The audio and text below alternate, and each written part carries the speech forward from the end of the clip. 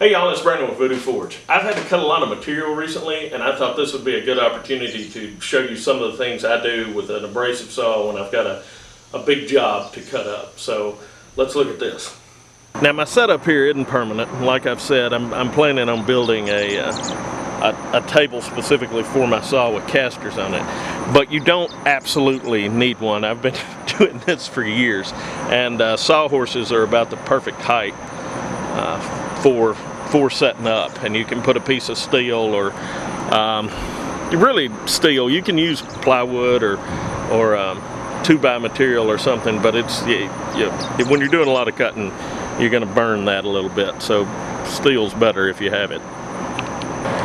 I no longer use an abrasive wheel saw in my shop. The ventilation's just not good enough for it. So normally when I have a few pieces to cut, I just haul it outside. But when I've got a big job like this, I bring it out, clamp it down, and I only cut in this heat. I only cut early in the morning and in the afternoon when it cools off.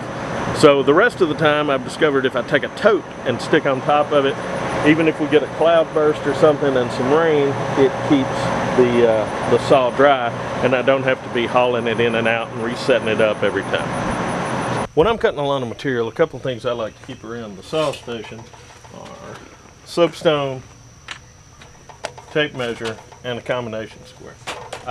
This way I can check and make sure everything's staying in either 90 or 45.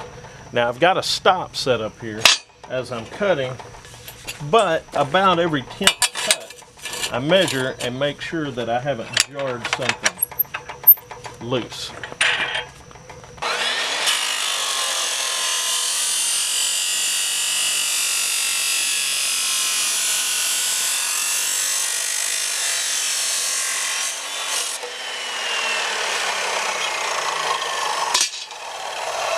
Okay, so I've started to wear gloves a lot more than I used to. Anytime I'm handling material, I wear a pair of the cheap mechanics type gloves. You've got good dexterity, and it just saves the million little cuts you'd get. This stuff right here is razor sharp, and it just saves you so much trouble over the next week of that healing on your hands. I've got my stop set up, but I have to cut 112 of these. So about every 10, I check and make sure that it still hadn't been jarred out of place at all.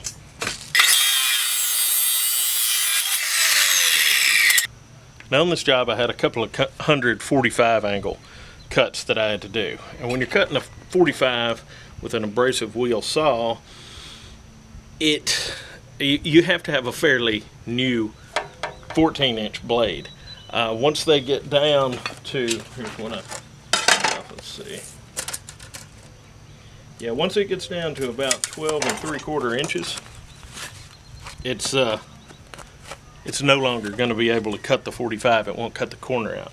So what I do to save a little money is I will take my new blades and cut all my 45s. And when it stops cutting 45s, I will take that blade off and I will set it aside. That's what these three are. And then I will use these blades to cut my 90s. And once I'm done cutting 45s, if I've got a blade that's still cutting them good, I take it off and I put it up for when I need to cut 45s again. So that's just a little way to save money. These are spent. These are done. These are where I can't cut anything with these anymore. So they just go in the scrap. Laying right there next to the saw, and down here are my scrap from this job. What you're doing when you're laying out your cut list, you need to take these, all this 1x2 came from 24-foot pieces of material. So the way I try to do it is I try to take it and figure out how many pieces I can get out of each one, and then cut it into bigger sections, and then cut it down into my smaller sections with the least amount of waste. So, I doubt I'm going to be cutting it in half, but I might cut it. I was cutting these at like 113 inches and then cutting them into the smaller sections from there. And when I was done, this and this up here is all the waste that I'm going to have on this job. It's, you know, it's not enough to even matter. This is the 1x2 material right here. I've still got a couple of things I need to cut out of here, but I will have about 48 feet left over, and that's kind of figured into the job. Well, it's not kind of, it is figured into the job, extra material. And the reason why extra material's figured into the job is I might screw something up. And not only that, I have had a customer change their mind, and I've also had a customer who sent me specifications for one size and then discovered that they screwed up. They honestly made a mistake when sending me the specifications, and I made it to their specifications. So when that is the case, I like to be able to get them something as quick as I can. And for all those reasons, I always try to get a couple of extra pieces. And this is a material that I use a lot for this one specific customer. I fabricate him a lot of stuff out of this stuff, so I try to keep some around. And this will be my extra now.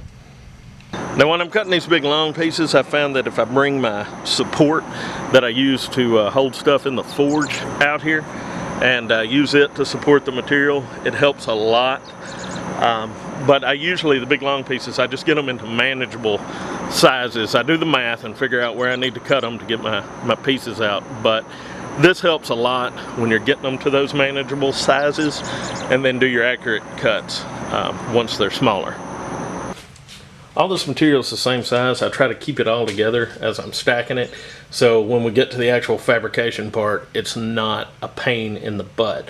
Also, as I'm cutting it, I'm also deburring everything and chamfering the edges a little bit. Well, y'all, that's about all I've got on that. That's some of what I do. Like I said a couple of times in the video, I am planning on building a new table for just the chop saw on casters that I can move in and out. It's going to have stops on it and everything. I've been planning on doing this for several years, but this last big job has really reminded me that I need to get on that just for convenience sake. So that'll be an upcoming video. But hopefully this will give you some ideas, things you can use when you've got a lot of stock to cut, to break down. Normally I break it down with that and then use the bandsaw, but this is such a big job, it just would take me forever with the bandsaw. So anyway, if you like the video, hit the like button. If you'd like to see more videos like this, please subscribe to the channel. If you have any questions, comments, please leave them below. All right, y'all behave yourselves.